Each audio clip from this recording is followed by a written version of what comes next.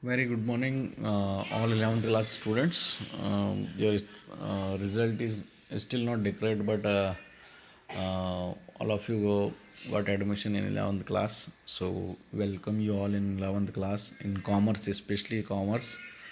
And many of you choose commerce to choose commerce to become CA in the future, to become like CAs, to want to do job in banking sector, want to do job in corporate sector. So many field are there. I hope you will put hard effort in your study, and you will become successful people, and you will do good study and become successful person in your life. So before starting this session, first I want to explain something about accountancy, because I am going to teach you accountancy. Accountancy is a number game. Accountancy क्या है? एक number game है. Simple में अगर मैं समझता हूँ, मैं उसे एक नंबर गेम कहता हूँ. Many of you chosen basic mathematics in 10th class. It does not mean from 11th class when you adopted commerce subject then you will not have mathematics. आप जब तक कॉमर्स पढ़ेंगे, जब तक हमारा जीवन चलेगा, हम नंबर गेम में उलझे रहेंगे. चाहे वो पैसों का हिसाब किताब हो, घर पर हो, चाहे वो कोई कलेक्शन हो पैसों का, हम जब आप लोग कोई ग्रुप में वर्क करते हैं, ठीक है, चाहे वो आपकी पढ़ाई हो, आप नंबर गेम से कभी नहीं बच सकते हैं. और उसी नंबर गेम को ही क्या बोला गया? मैथमेटिक्स बोला गया, यूज़ ऑफ मैथमेटिक्स. क्योंकि उसी में प्लस होता है, उसी में माइनस होता है, उसी में मल्टीप्लाई होता है, उसी में डिवाइड होता है. ओके, दैट्स वाई आप ये दिमाग में अगर ये है कि हमारा मैथमेटिक्स सब्जेक्ट पहले था और अब नहीं है, ठीक है, तो ये मत सोचिए कि आपको मैथ्स नहीं मिलेगा. आपको इन statistics, economics also you will have mathematics, and in accountancy it's completely based on plus minus divide multiplication. इतना आपको आना चाहिए, otherwise you are not able to do accountancy numerical. Okay, you are not able to do accountancy numerical. In statistics also you will have economics. Two part is there. One is microeconomics, and other one is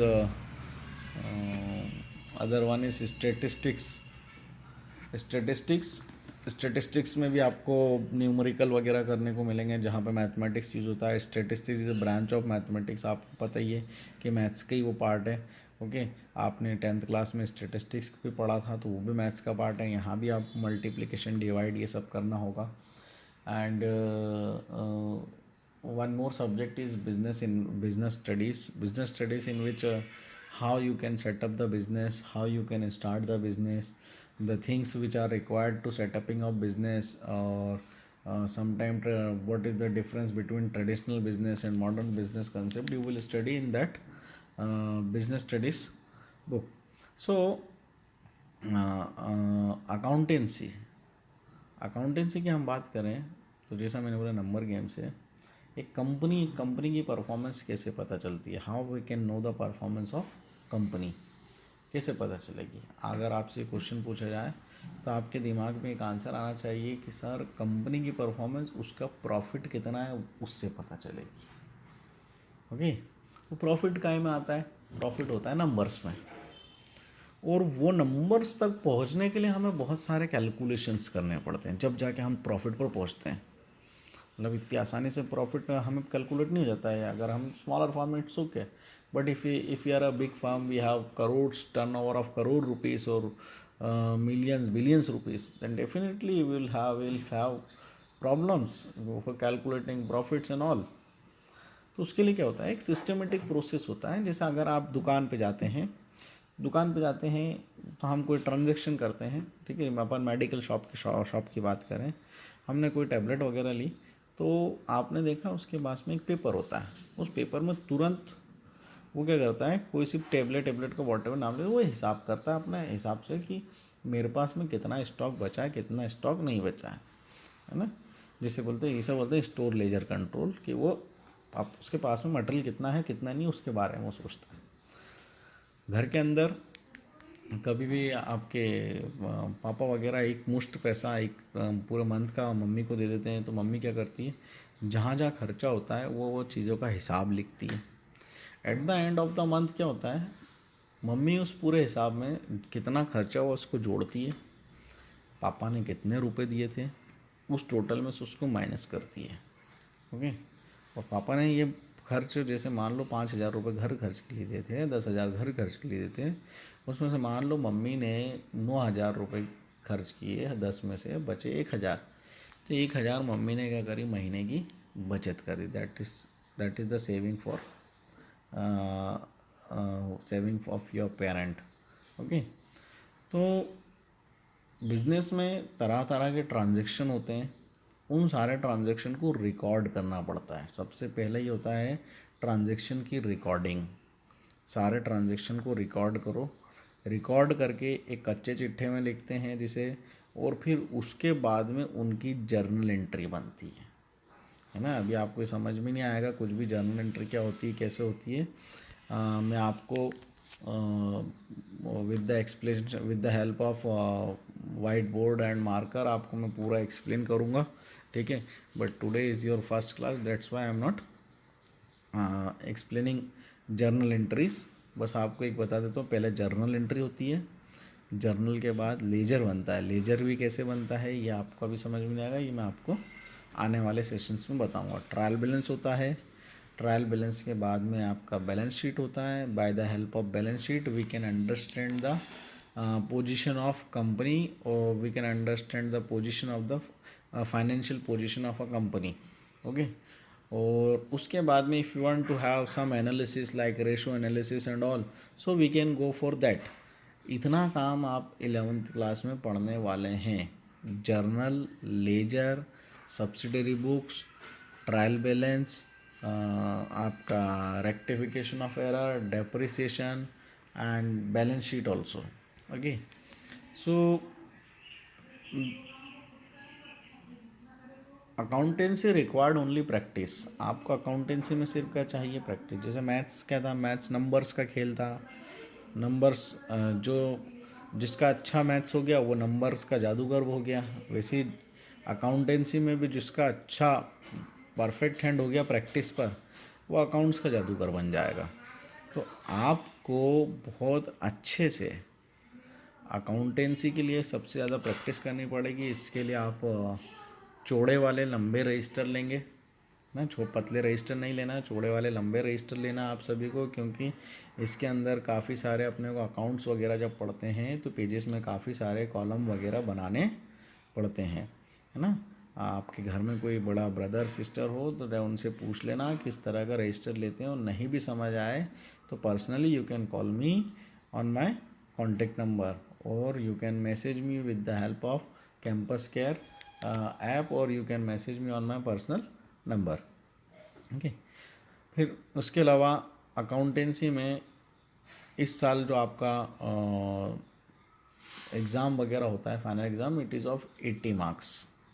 80 marks में होता है 20 marks के आपके objectives, MCQs, objective which covered MCQs, 1 word true false, okay, 1 word sentence answer. Okay, तो इस तरह के questions आपको 20 मार्क्स से मिलते हैं। Remaining 60 questions you will have numerical questions, you will have few theory questions, and you will have some case studies also. Case study is a new work for you, before this 11th you will not have many case studies in your examination, but now from this 11th you will see so many case studies in your question papers, so we have to prepare for that case studies also. Okay, and 80 marks, after 80 marks 20 marks is remain, so 20 marks is for your project work.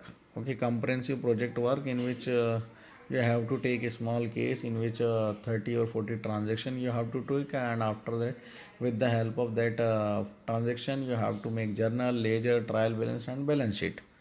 Okay, so आपके पास में total 80 + 20 इस तरीके से total आपके 100 marks cover होंगे. Okay, आपको अच्छा accountancy करने के लिए आपको रेगुलर आपको पढ़ाई करनी पड़ेगी, रेगुलर आपको प्रैक्टिस करनी पड़ेगी. अदरवाइज़ आप अकाउंटेंसी में अगर एक बार पीछे रह गए तो आप ये मान के चलिए आपकी 12th की परफॉर्मेंस बहुत ही वर्स्ट हो जाएगी अगर आप 11th क्लास में ही पीछे रह जाते हैं अकाउंटेंसी में. तो क्योंकि in 11th class only you will have one book, but in 12th class you will have 3-4 books are there. Company का है बुक, पार्टनरशिप का है बुक, रेशो एनालिसिस का, फाइनेंशियल मैनेजमेंट का है वहाँ पर बुक. ओके, तो वहाँ पर कम से कम 3 से 4 अलग अलग सेपरेट बुक हैं. ठीक है, जब हम यहाँ पर एक किताब 11th में नहीं कर पाएंगे तो हम 12th में कैसे चार किताबें पढ़ेंगे. इसलिए आपको 11th क्लास में ही शुरू से आपको अकाउंटेंसी पर ध्यान देना है. एक बार इंटरेस्ट डेवलप हो जाएगा तो आपका अकाउंट्स करने में बहुत मज़ा आएगा. Got it. So student, tomorrow I will tell you the name of book by which you can get help. Before result, I think those who have confident they will pass 10th class. Definitely they go and buy book, but those who are little bit confident, okay, so they will not buy.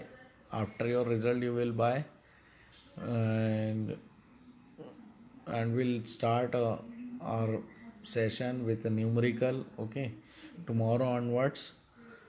I already told you you will buy one long register which have good width also, a scale also required, and no use of calculator. Strictly calculator, there is no use of calculator for the calculation. आपको खुद से calculation करनी है. खुद से calculation करोगे तो आपका कैलकुलेशन फास्ट होगा. हमें कैलकुलेशन फास्ट बहुत करना ज़रूरी है. अगर हमें फ्यूचर में एक अच्छा अकाउंटेंट बनना है, एक अच्छा सीए बनना है, सीएस बनना है, या हमें बैंक वगैरह किसी फील्ड में जाना है, so our calculation must be very good. Okay, जिसका कैलकुलेशन अभी अच्छा नहीं है वो अभी भी 2 से लेकर 20 तक टेबल्स को लर्न कर लें अच्छे से. Multiplication without writing, without doing rough work, multiplication करना आना चाहिए. अगर ऐसा होता है तो आपकी परफॉर्मेंस बहुत अच्छी होगी and your confident will be boost up. Got it. So tomorrow will have next session, है ना. Have a good day. Thank you so much.